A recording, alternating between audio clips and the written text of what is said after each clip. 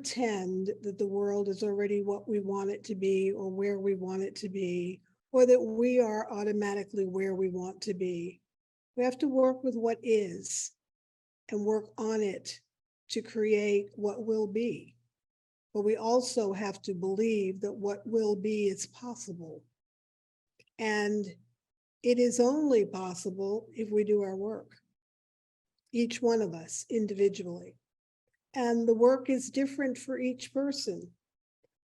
For Black and brown bodies of culture, we look at that in a very different way, because the healing from the trauma there is real, and it is hard, and it is deep. And for us, I can say that the healing was not considered to be something that we were taught to do. We were taught to be resilient. Get over it. Suck it up and keep pushing forward. We did receive from some people in our lives messages that said, you can do anything if you try hard enough. But we also received a message that said, you have to be 10 times as good to be thought half as good as a white-bodied person. And when we look at being white-bodied people, the messages that have to be sort of untangled, the messages have been very confusing. And there are wounds that white-bodied people have that also cannot be ignored.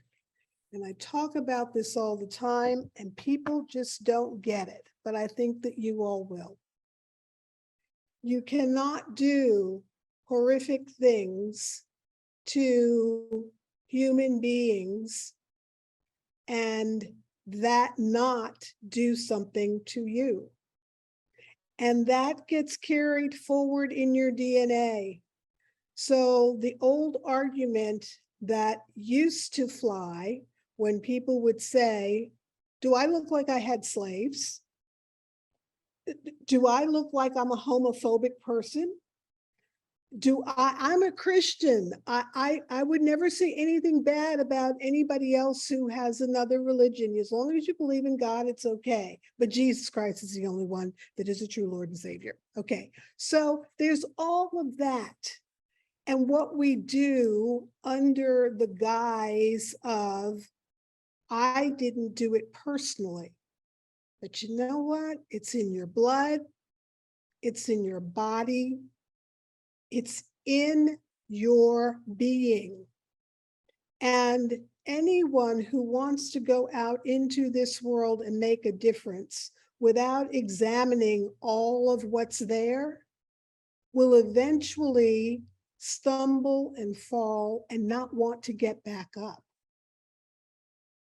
We're all going to stumble and fall. But when we talk about resilience, I'm talking about something far more powerful than a temporary fall, because when we're talking about resilience, we're talking about being able to get back up even when you've been knocked down, because you know your own worth. You know what you're capable of. And you know that you refuse to be held back. And that doesn't matter what body you're in. That is the consciousness and the reality and the experience of a person who has decided to make a difference in this world. So whatever was carried forward for all of us, whatever our ancestors, all of the generational crap that, came on, well, we've got it. We can acknowledge it. We can work with it. But there is a purification process that is necessary to be able to truly be a solid love warrior. a true ally and advocate. And the purification process begins with your own stuff. It's not waking up with an open heart and saying, oh my God, this is terrible. I want to do whatever I can to stop these atrocities. That's wonderful. Write a check. Okay. Get out your checkbook, write a check, mail it to somebody that's doing that work.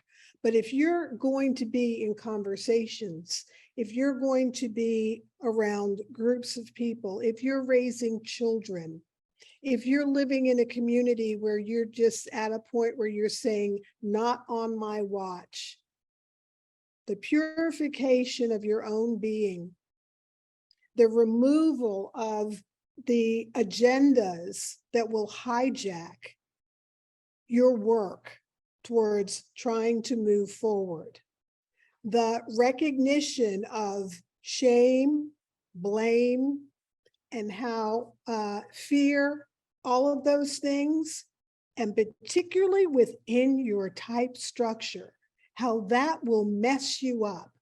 That's the thing that we're looking at now. In your own being is the capacity to change the world within each and every one of us here. The capacity is there. We have so much power and we don't step into it. We don't step into it because we don't recognize it. We don't recognize how truly powerful we all are.